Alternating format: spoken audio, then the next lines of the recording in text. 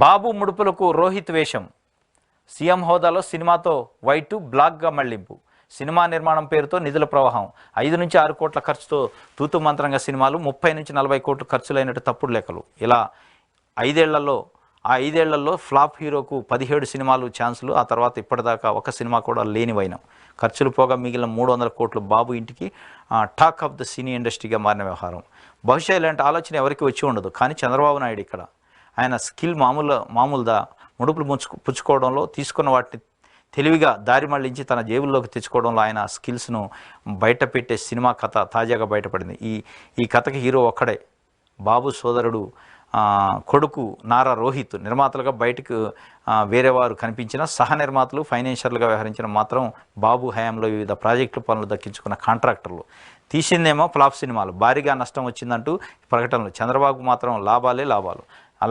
అది ఎలాగానే ఆశ్చర్యపడుతున్న లంచాలు దిగమనంలో బాబు సూపర్ మైండ్ను కళ్ళకు కట్టినట్టు చూపించే టాలీవుడ్ సినిమా కథ ఇదిగో అన్నట్టు.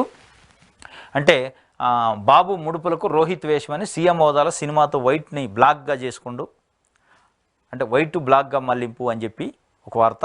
నారా రోహిత్ చంద్రబాబు నాయుడు గారి సంబంధించి వాళ్ళ రిలేటివ్, అంటే సోదరుడు కుమారుడు, సినీ హీరో. ఆయన 17 ఫ్లాప్ సినిమాలు గత 5 సంవత్సరాలు, అంటే గడిచిన 2014 నుంచి 19 మధ్యలో 17 ఫ్లాప్ సినిమాలు తీసినట.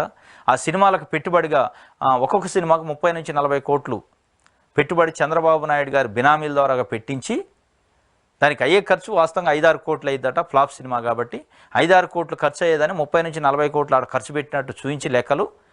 అక్కడ నష్టం వచ్చిందని చెప్పి ఈ డబ్బుని వైట్ చేసుకోండి, బ్లాక్ మనీని వైట్ చేసుకొని సినిమాల్లో ఖర్చు పెట్టినా అని చెప్పి అక్కడ లెక్క చూపించి 30-40 కోట్లు అది తెచ్చి దాచుకునే పరిస్థితి. ఇట్లా ఆ తప్పుడు లెక్కలతోని 300 కోట్ల రూపాయలని దారి మళ్లించిండు, బ్లాక్ మనీని వైట్గా చేసుకుండు. సినిమాలో పెట్టుబడి పెట్టినట్టు అక్కడ నష్టం వచ్చినట్టు, ఒక్కొక్క సినిమాకు 30 నుంచి 40 కోట్లు పెట్టినట్టు, 17 సినిమాలకు 300 కోట్లు అక్కడ నష్టపోయినట్టు. కానీ అక్కడ ఏది నష్టపోడు, 3 నుంచి 4 కోట్ల ఖర్చు పెట్టిండు, కానీ ఆ డబ్బును తిరిగి తెచ్చి ఇంట్లో పెట్టుకుండు. అంటే బ్లాక్ మనీని వైట్ చేసుకుండు అని చెప్పి దానికి సంబంధించి ప్రధానంగా సాక్షి పేపర్ ఒక వార్త ఇచ్చింది. అంటే ఎక్కడ లీగల్గా దొరకకుండా చంద్రబాబు నాయుడు బయటపడేదానికి చేసిన పనిని సాక్షి పేపర్ బయటపెట్టింది. ఏపీపీఎస్సీ ద్వారా మరో 5 వారంలో వెలువడిన నోటిఫికేషన్లు. అటవీ శాఖలో 861 పోస్టుల భర్తీకి సిద్ధం.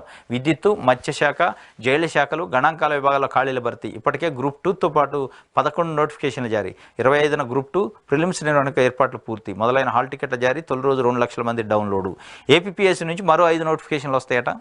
ఇప్పటికే గ్రూప్ 2 రిలీజ్ అయింది. గ్రూప్ 2 సంబంధించిన ఎగ్జామ్ కూడా ఈ నెల 25న ఉంటుందట. దానికి సంబంధించి ప్రిలిమ్స్ ఎగ్జామ్.